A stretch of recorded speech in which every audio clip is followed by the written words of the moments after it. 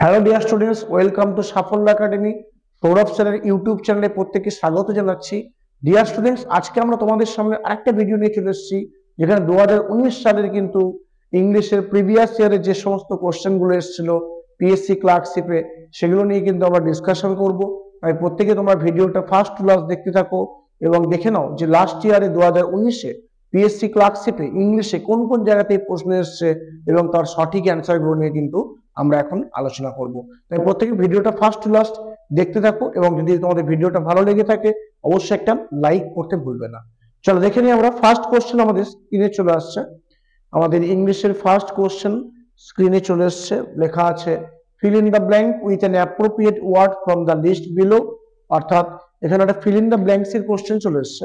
বলছে early to bed and early to rise. এটা আমরা একদম ছোটবেলায় পড়েছি। Early to bed and early to rise অর্থাৎ আমাদের তাড়াতাড়ি ঘুমাতে যেতে হবে এবং তাড়াতাড়ি উঠতে হবে। এরপরে কি বসবে? A dash A man healthy wealthy and wise. তাহলে এটা অ্যান্সার কি হবে? Early to bed and early to rise. যদি আমরা গ্রামাটিক্যাল সেন্সে ধরি, এটা আমাদের একটা ইউনিভার্সাল ট্রুথের কথা বলছে, যেখানে একটা চিরসত্য ঘটনার কথা বলছে। এবং অবশ্যই তাহলে আমাদের এখানে যে ভার্বটা বসবে, অবশ্যই ভার্বটা কি হবে? সিম্পল প্রেজেন্ট টেন্স বসবে। অপশন এতে আছে মেক, অপশন বিতে আছে মেড, অপশন সিতে আছে হ্যাভ মেড, আর অপশন ডি তে আছে মেক্স। এখানে তাহলে অ্যান্সার কি হবে? Early to bed and early to rise. এখানে অ্যান্সার হয়ে যাবে makes a man, makes a man healthy wealthy and wise. তাহলে সঠিক অ্যান্সার এখানে হয়ে যাবে makes a man healthy wealthy and wise. চলো পরবর্তী কোশ্চেন আমরা চলে আসি। কোশ্চেন নাম্বার 2 তে আমরা চলে আসবো। 2 নম্বর কোশ্চেন আমাদের স্ক্রিনে চলে এসছে।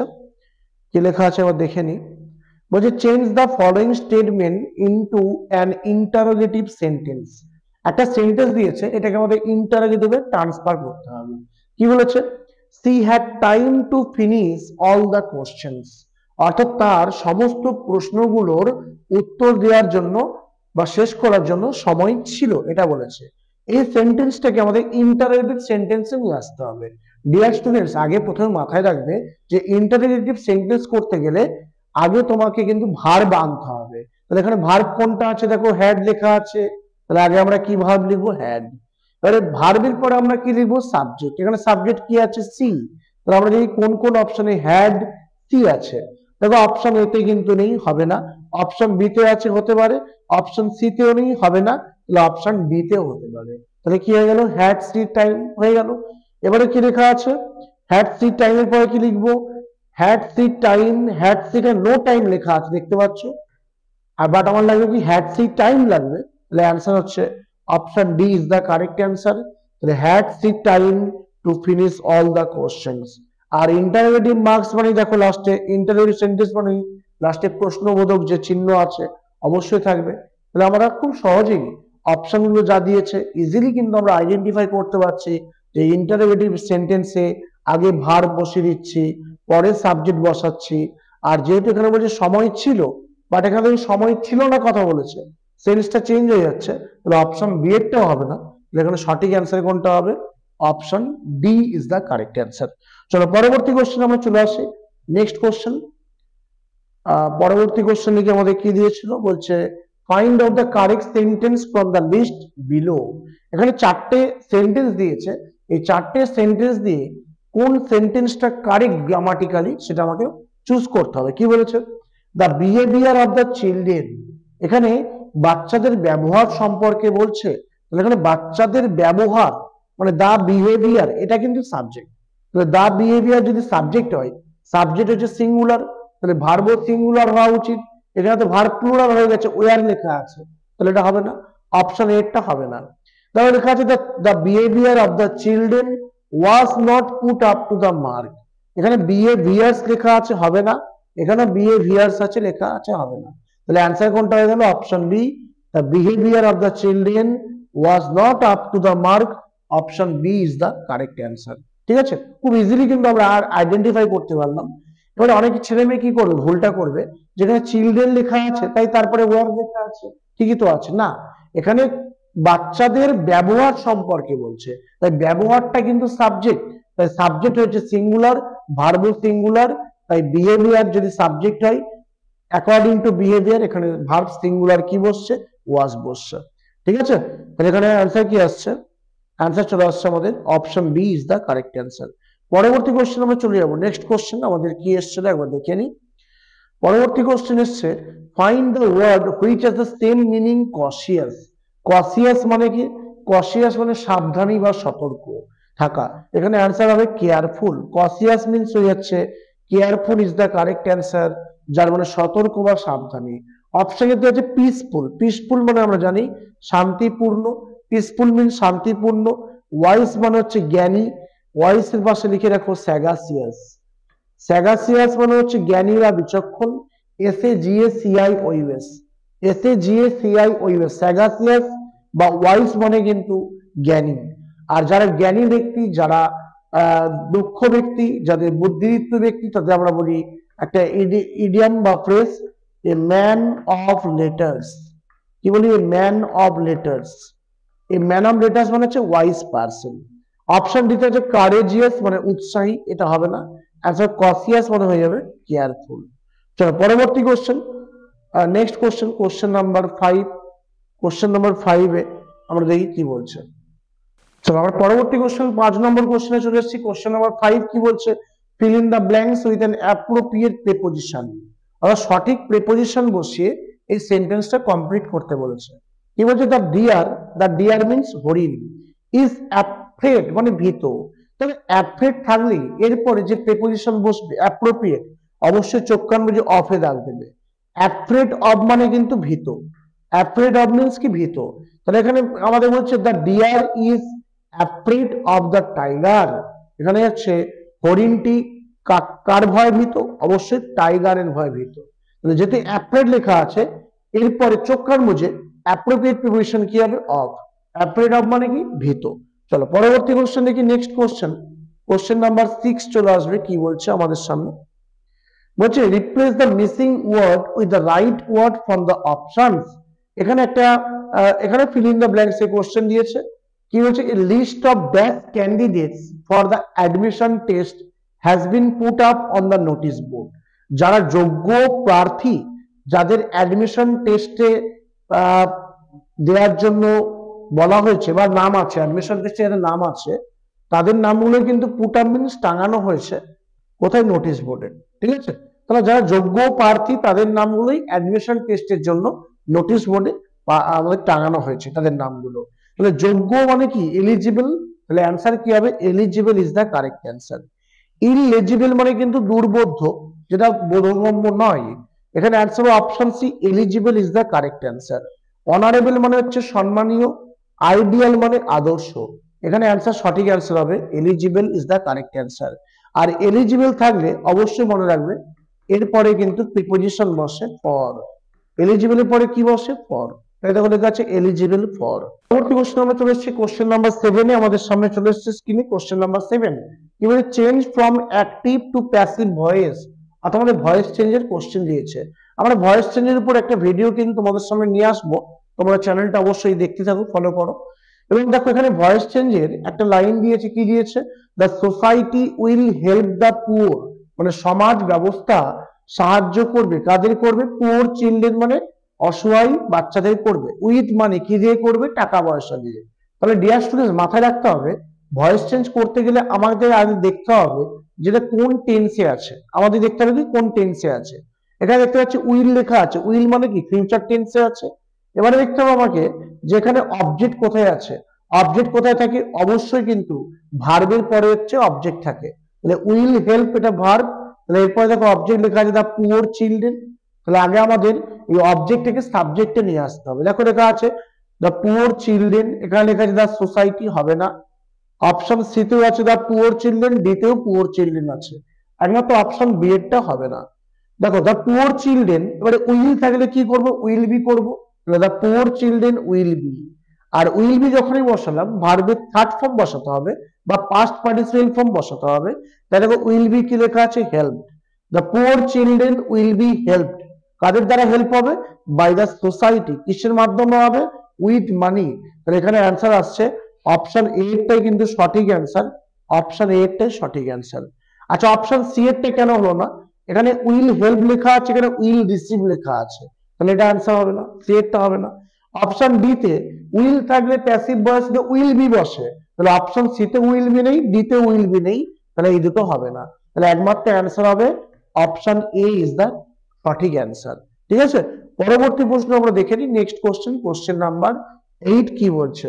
বলছে Ratan entered the room and looked dash the painting on the wall. অর্থাৎ রতন কিন্তু ঘরে প্রবেশ করেছিল এবং ঘরে যে পেইন্টিং ছিল ওয়ালে টাঙানো সেটার দিকে সে তাকিয়েছিল। তাহলে কোনো জিনিসে তাকানো ইংলিশ বা কারোর দিকে তাকানো ইংলিশ, লুকের পরে কি বসবে? Preposition at. লুকড অ্যাট হচ্ছে অ্যাপ্রোপ্রিয়েট প্রিপোজিশন, যার মানে হচ্ছে তাকানো। ঠিক আছে, লুকড অ্যাট মিন্স তাকানো। যেমন লুক ফর মানে কি? লুক ফর মিন্স হচ্ছে অনুসন্ধান করা, search. Look for means search. আবার লুক ইনটু মানে কি? লুক ইনটু মিন্স দেখাশোনা করা বা তদন্ত হতে পারে, ইনভেস্টিগেট, এগুলো পরীক্ষায় খুব আসে। লুক অ্যাট মানে দেখা, লুক ফর মানে সার্চ খোঁজা, আর লুক ইনটু মানে হচ্ছে ইনভেস্টিগেট করা। তাহলে কোশ্চেন নাম্বার 8 এর জন্য অপশন হবে অ্যাট। পরবর্তী কোশ্চেন আমরা চলে আসবো। কোশ্চেন নাম্বার 9 কি বলছে? বলছে দ্য গভর্নমেন্ট পানিশড হিম, সরকার তাকে শাস্তি দিয়েছিল, বিকজ অফ কারণ ড্যাশ হিজ অ্যাক্টিভিটিস। তাহলে তার কোন অ্যাক্টিভিটিস এর জন্য সরকার বা গভর্নমেন্ট তাকে পানিশমেন্ট দিয়েছিল? নিশ্চয়ই এখানে চ্যারিটেবল হবে না। চ্যারিটেবল কথা মানে কি? দানশীল। চ্যারিটেবল কথা বাংলা হচ্ছে দানশীল, যারা দান ধ্যান করে তাদের বলে চ্যারিটেবল। এই চ্যারিটি করলে তার জন্য তাকে গভর্নমেন্ট নিশ্চয়ই পানিশ করে না, তাহলে অপশন সি এরটা হবে। সেমফুল মানে লজ্জাজনক। ইললিগাল মানে হচ্ছে আমরা জানি ইললিগাল মিনস হচ্ছে বেআইনি, আর অ্যান্টি সোশ্যাল মানে হচ্ছে যেগুলো আমাদের সোসাইটির অপোজিট আর। ঠিক আছে, অ্যান্টি সোশ্যাল মিনস সমাজের বিপরীত, অ্যান্টি মিনস হচ্ছে বিপরীত। এখানে কোন অ্যান্সারটা সঠিক হবে আমরা দেখে নিই। এখানে সঠিক অ্যান্সার হবে illegal is the correct answer. Answer হবে illegal is the correct answer. তাহলে the government punished him because of his illegal activities. ঠিক আছে, ইললিগাল আর anti social very close option, but illegal is the most appropriate option in this case. পরবর্তী question আমরা দেখি। Next question আমাদের সামনে কি আসছে স্ক্রিনে? কোশ্চেন নাম্বার 10 বলছে সে could not make up her. তবে এখানে একটা ফ্রেজ ইউজ করতে হবে, মেক আপ হার, এরপরে চোখ কান বুঝে কিসে রাখতে হবে? মাইন্ডে। তাহলে সে could not make up her mind মানে সে তার নিজের মনকে বোঝাতে পারেনি কি সম্পর্কে? About what to buy. সে যা কিনেছে সে সম্পর্কে নিজের মনকে সে কিন্তু সান্ত্বনা দিতে পারেনি। তাহলে মেক আপ হার মাইন্ড, যার মানে নিজের মনকে বোঝানো বা সান্ত্বনা দেওয়া। কোশ্চেন নাম্বার 10 এর জন্য option C is the correct answer হয়ে যাচ্ছে। পরবর্তী কোশ্চেন আমরা চলে আসবো। নেক্সট কোশ্চেন কি বলছে? আচ্ছা, পরবর্তী কোশ্চেন, কোশ্চেন নাম্বার 11 আমরা চলে আসি। বলছে have you heard that mister Basu dash the chairman of the executive committee. অর্থাৎ আপনি কি শুনেছেন যে মিস্টার বাসু হচ্ছে এক্সিকিউটিভ কমিটির চেয়ারম্যান হয়েছেন? তাহলে বা তাকে অ্যাপয়েন্ট করা হয়েছে। তাহলে এখানে কি হবে অ্যান্সার? অ্যান্সার দেখে নাও তাহলে কি হতে চলেছে। আচ্ছা, এখানে কি লেখা আছে? Have you heard that mister Basu dash the chairman of the executive committee. অর্থাৎ বলতে হচ্ছে বাংলাটা যে তুমি কি শুনেছো যে মিস্টার বাসুকে এক্সিকিউটিভ কমিটির চেয়ারম্যান হিসেবে নির্বাচিত করা হয়েছে? তাহলে এখানে মিস্টার বাসু কি নির্বাচিত হয়েছে? তাহলে এখানে সবচেয়ে বেস্ট হবে কি? Has been appointed. আচ্ছা, has been appointed, had been appointed এটা হবে না, ওয়াজ বিন অ্যাপয়েন্টেড হয় না, তবে has been appointed. Has been appointed is the best option. পরবর্তী কোশ্চেন আমাদের কোশ্চেন নাম্বার 12 আমাদের সামনে কি আসছে, এবং আমরা আছি পিএসসি ক্লার্কশিপের ইংলিশের কোশ্চেনে। বিগত বছরের যে সমস্ত কোশ্চেনগুলো এসছে ইংলিশের 2019, তার উপরে কিন্তু আমরা ডিসকাশন চালিয়ে যাচ্ছি। তোমরা ভিডিওটা অবশ্যই লাস্ট পর্যন্ত দেখতে থাকো, ভালো লাগলে অবশ্যই চ্যানেলটা সাবস্ক্রাইব এবং শেয়ার করে দিও। দেখো কি বলছে কোশ্চেন নাম্বার 12 এ, find from the below the word that means a boy who frightens wicked boys বা উইকার বয়েস। অর্থাৎ একজন ছেলে যার কাজ হচ্ছে সে ভয় দেখায়। কাদের ভয় দেখায়? তার থেকে যারা দুর্বল আছে ছেলে তাদেরকে ভয় দেখায়। তাদেরকে আমরা কি বলবো? এই ধরনের ছেলেকে আমরা কি বলবো? যে সমস্ত ছেলেরা তার থেকে দুর্বল ছেলে মেয়েদের ভয় দেখায় তাদের আমরা বলবো বলি। Bully is the correct answer. Option B is the correct answer. আচ্ছা, ট্রাম্প কেন হলো না? ট্রাম্প কথা মানে হচ্ছে ওয়াক, মানে হচ্ছে হাঁটা, পায়ে হাঁটাকে আমরা বলি ট্রাম্প। আচ্ছা, হিপোক্রিট মানে হচ্ছে ভণ্ড বা ভণ্ডামি, আর ট্রেস পাসার্স মানে a person who enters by illegal বা বাই ফোর্স। তাহলে ট্রেস পাসার্স মানে যারা হচ্ছে অবৈধভাবে কারোর এলাকায় বা কোনো জায়গায় প্রবেশ করছে তাদের আমরা বলি ট্রেস পাসার্স। আমরা সেলফিশ জায়ান্ট গল্পে ট্রেস পাসার্স কথাটা শুনতে পেয়েছি যে trace passers will be prosecuted লেখা ছিল। ট্রেস পাসার্স মানে হচ্ছে যারা বিনা অনুমতিতে বা ইলিগাল ভাবে কারোর এলাকায় প্রবেশ করে তাদের আমরা বলি ট্রেস পাসার্স। তাহলে এখানে অ্যান্সার কি আসছে? বুলি ইজ দ্য কারেক্ট অ্যান্সার। পরবর্তী কোশ্চেন দেখি, নেক্সট কোশ্চেন আমাদের সামনে কি চলে এসছে।